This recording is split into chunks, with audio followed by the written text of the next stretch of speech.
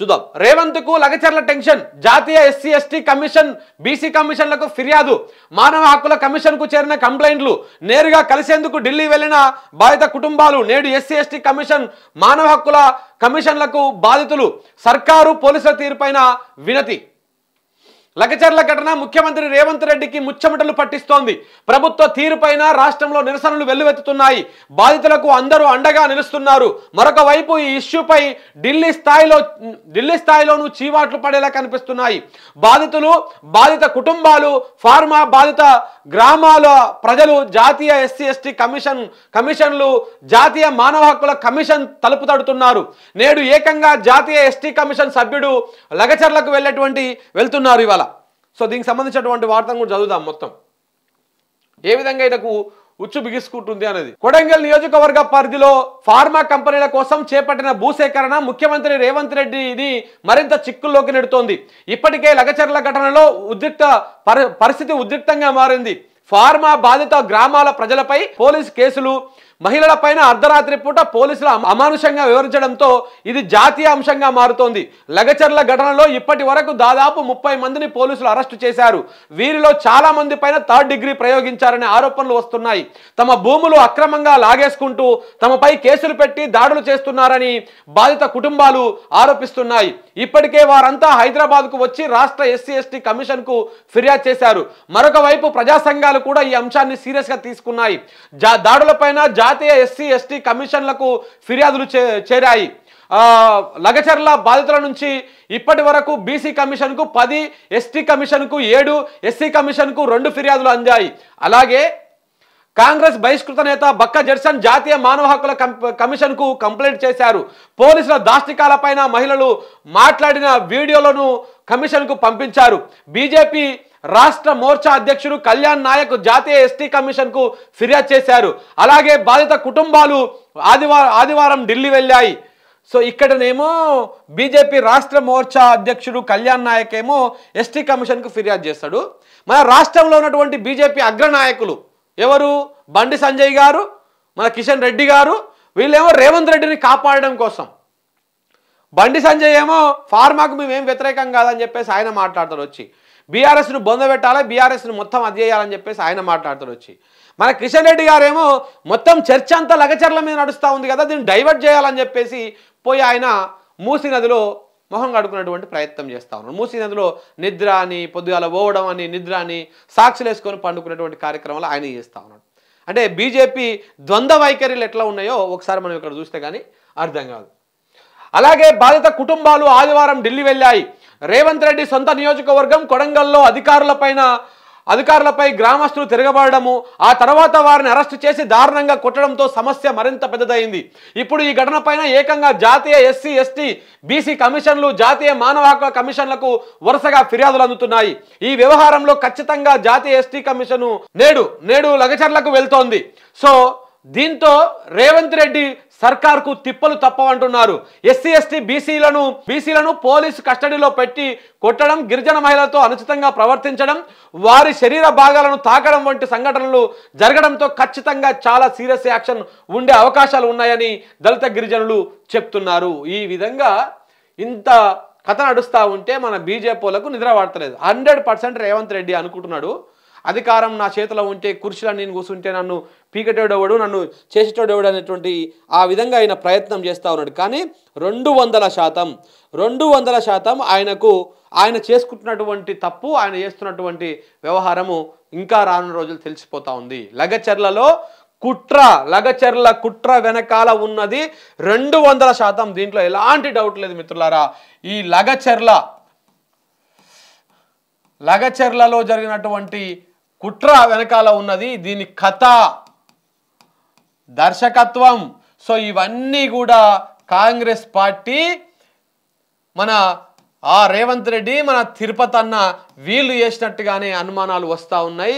200% వాళ్ళ ప్రమేయం ఇందులో ఉంది అనేది అక్కడ ఆ 5 గ్రామాల ప్రజలు చెప్తున్నటువంటి మాట. ఎందుకంటే ఈ ఆల్మోస్ట్ 10 నెలల నుంచి వీళ్ళు పోరాటం చేస్తూ ఉన్నారు. ఎవరు? ఈ 5 గ్రామాల ప్రజలు. పోలేపల్లి, హకింపేట, లగచర్ల, పులిచెర్ల కుంట తండ, రోటిబండ తండ. ఈ 5 గ్రామాల ప్రజలు ఆందోళన చేస్తూ ఉన్నారు. రైతులు స్వచ్ఛందంగా ఎవరి సహాయ సహకారాలు లేకుండా వాళ్ళే ఆందోళన చేస్తూ ఉన్నారు. ఈ ఆందోళనలో ఎలాంటి ఘటనలు జరగకుండా వాళ్ళు లీడ్ చేస్తూ ఉన్నారు. చేస్తూ ఉంటే ఇవాళ వాళ్ళ పోరాటాన్ని ఎట్లా సైడ్ ట్రాక్ తప్పియాలని చెప్పేసి కుట్ర చేసింది 200% ఈళ్ళే అనేది ఆ గ్రామాల ప్రజలు చెప్తున్నటువంటి మాట. కలెక్టర్ ఎందుకు పోయింది ఆడికి? కలెక్టర్ వాళ్ళ ఒక కార్యకర్తనో ఒక రైతో వచ్చి పిలువంగానే ఉరుకుతాడా? పోతాడా? నేను కూడా పోయి రా గుట్టలలో కోదాం, గుట్టకాడ ఓ పనుంది చూద్దామంటే వస్తాడా? అంటే నాయకంగా ఎలాంటి సెక్యూరిటీ లేకుండా ఇదంతా ఒక కుట్ర. ఈ కుట్రలో భాగంగానే జరుగుతున్నటువంటి వ్యవహారం ఇదంతా. సో కాబట్టి కలెక్టర్ కావాలనే పోయిండి అక్కడికి. ప్రజలు ఆగ్రహంగా ఉంటారు, ఆవేశంగా ఉంటారు. అటో ఇటో ఒక రాయో చెయ్యో వేస్తారు, మీద వేస్తే మొత్తానికి కేసు పెట్టేసి అందరినీ లోపలేయొచ్చు. మొత్తం వాళ్ళ ఉద్యమాన్ని నీరు గార్చొచ్చు. ఈ రకంగా కుట్ర చేశారు. కానీ నేను ఇదే లగచర్లకు సంబంధించినటువంటి లగచర్ల కావచ్చు, లేకపోతే మిగతా ఈ సభ్యులందరితోని నేను ఆ 5 గ్రామాలలో ఉన్నటువంటి ఈ ఫార్మా వ్యతిరేక పోరాట సమితికి సంబంధించినటువంటి వాళ్ళ సభ్యులతో నేను మాట్లాడినప్పుడు, అన్న మా ప్రాణాలు పోయినా పర్వాలేదు, వాళ్ళు కేసులు పెట్టి కోర్టులలో పెట్టి జైల్లో పెట్టి మమ్మల్ని ఉరి తీసినా పర్లేదు, మేము మా గుంట భూమిని కూడా మేము ఇచ్చేది లేదు. ఏడికైతే ఆడికైంది. ఇంకా కేసులు పెట్టి జైలు వేసారు కదా, ఇంతకంటే ఎక్కువ ఏం చేస్తారు? జైలు వేయని, మమ్మల్ని ఏమైనా చేయని, మా ఆడోళ్ళని ఏ విధంగా ఇబ్బందులు పెట్టా కానీ మేము భరిస్తూ ఉన్నాం. మళ్ళీ మాకు అవకాశం వస్తుంది. ఆ అవకాశం వచ్చినప్పుడు 4 ఏళ్ల నాడు మా సత్తా ఏందో, మా కథ ఏందో, ఓన్లీ కొడంగల్ ఒక్కటే కాదు యావత్ రాష్ట్రం అంతా కూడా దీని ఎఫెక్ట్ ఉండే విధంగా మేము పోరాటం చేస్తాం. మా భూములు ఇయ్యకపోగా ఈ ప్రభుత్వానికి, ఈ రేవంత్ రెడ్డికి, ఈ తిరుపతి రెడ్డికి, ఈ కాంగ్రెస్ పార్టీకి మా దమ్మేందో, మా లంబాడి బిడ్డల పోరాటం ఏందో, మా గడిసేందో చూపిస్తామని చెప్పేసి వాళ్ళు చెప్తా ఉన్నారు. నిజంగా వాళ్ళు చెప్తా ఉంటే వాళ్ళ పోరాట పటిమకు, వాళ్ళకున్నటువంటి ధైర్యానికి నిజంగా సలాం అనిపించింది. మనం చాలా తక్కువ వాళ్ళ ధైర్యం కింద.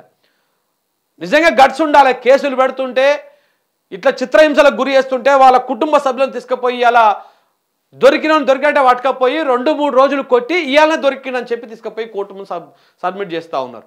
చాలా దుర్మార్గం. ఇవాళ అప్స్కాండింగ్లో ఉన్నటువంటి వాళ్ళు చాలామంది కూడా చాలా 2-3 రోజుల క్రితమే దొరికినట్టుగా మనకు తెలుస్తూ ఉంది. దొరకంగానే వెంటనే చెప్తలేరు, వాళ్ళని పట్టుకోగానే వెంటనే చెప్తలేరు అరెస్ట్ అయ్యింది అని చెప్పేసి. ఒక 2 రోజులు ఉంచి వాళ్ళకు భయంకరంగా వాళ్ళని కొట్టి చిత్రహింసలకు గురి చేసి తర్వాత కోర్టుకు తీసుకుపోతా ఉన్నట్టుగా సమాచారం ఉంది 5 గ్రామాల నుంచి. చాలా దుర్మార్గం జరుగుతూ ఉంది. లగచర్ల ఘటన ఇది రాష్ట్ర ప్రభుత్వమే కాదు, రాష్ట్రమే కాదు, దేశమే సిగ్గుతో తలదించుకోవాల్సినటువంటి ఘటన అది. మహిళల పట్ల పోలీసులు కానీ అధికారులు కానీ వ్యవహరిస్తున్నటువంటి తీరు చాలా దుర్మార్గం. నేను మొన్న చూసినాం కదా, అమ్మాయి ఎవరు, జ్యోతి భర్త ఎత్తకపోతే నా భర్త ఏడున్నట్టు తెలుసుకోవాలి, మాట్లాడాలనుకుంటే పోలీస్ స్టేషన్లో 2000 లంచం అడిగిరంట. 2000 లంచం అడిగితే నా దగ్గర 2000 లేవు సార్ అని 1000 రూపాయలు ఇస్తే మాట్లాడిచ్చారంట. అంటే అంత దుర్మార్గంగా వ్యవహారం నడుస్తూ ఉంది. సో కాబట్టి తెలంగాణ ప్రజలారా, ఇప్పటికైనా మనం కళ్ళు తెరవాలి. ఈ కాంగ్రెస్ చేస్తున్నటువంటి దమన కాండని మనము ఖండించకపోతే ఇవాళ లగచర్ల, రేపు మన ఊరు. ఇవాళ ఒక జ్యోతి ఇల్లు, రేపు మన ఇల్లు. ఇవాళ జ్యోతి అనేటువంటి ఆడబిడ్డకు అన్యాయం జరిగింది, రేపు మన ఆడబిడ్డకు అన్యాయం జరుగుతుంది. మనం అందరం కనుక మనం రెస్పాండ్ కాకపోతే చాలా ప్రమాదం వస్తుంది రానున్న రోజుల్లో. నేను గతంలో చెప్పిన 1-2 సార్లు ఎంపీ ఎలక్షన్స్కు ముందు ఏం చెప్పినా, అయ్యా ఆల్రెడీ కాంగ్రెస్ పార్టీ గెలిచింది రాష్ట్రంలో, ఇప్పుడు కాంగ్రెస్ పార్టీ జాతీయ స్థాయిలో కూడా ఏం ఉద్ధరించి కట్టగట్టట్టుగా ఏం అనిపిస్తలేదు. సో కాబట్టి కాంగ్రెస్ పార్టీకి ఓటు వేయకండి. కాంగ్రెస్ పార్టీకి ఓటేస్తే, ఎందుకంటే మనము రాష్ట్రంలో ముఖ్యమంత్రి స్థానంలో కాంగ్రెస్ పార్టీని కూర్చోబెట్టిన తర్వాత వాడు గెలిచినాక మనకిస్తానటువంటి రుణమాఫీ చేయలేదు, రైతు భరోసా ఇవ్వలేదు, ఏవి ఇవ్వలేదు, పింఛను పెంచలేదు, ఏ కార్యక్రమాలు కూడా చేయలేదు, ఒక ఫ్రీ బస్సు తప్ప ఏ పని చేయలేదు అని చెప్పేసి మనం మొత్తుకున్నాం. మీరు ఎంపీ ఎలక్షన్లో ఈ కాంగ్రెస్ పార్టీకి ఓటు వేయకపోతే కడుపులో భయం పెట్టుకుంటారే, నీ అమ్మ గెలిపించిన 3-4 నెలలకే మా మీద తిరగబడతారు ప్రజలు, మమ్మల్ని కడుపులో పెట్టుకొని చూసుకుంటారు అనుకున్నాం, కానీ ఈ విధంగా అది చేస్తూ ఉన్నారు అని చెప్పేసి కడుపులో భయం పెట్టుకొని రైతు భరోసా కానీ మిగతా కార్యక్రమాలు కానీ చేస్తారు. లేకపోతే చెయ్యరు, అవి మొత్తానికే బంద్ పెడతారు.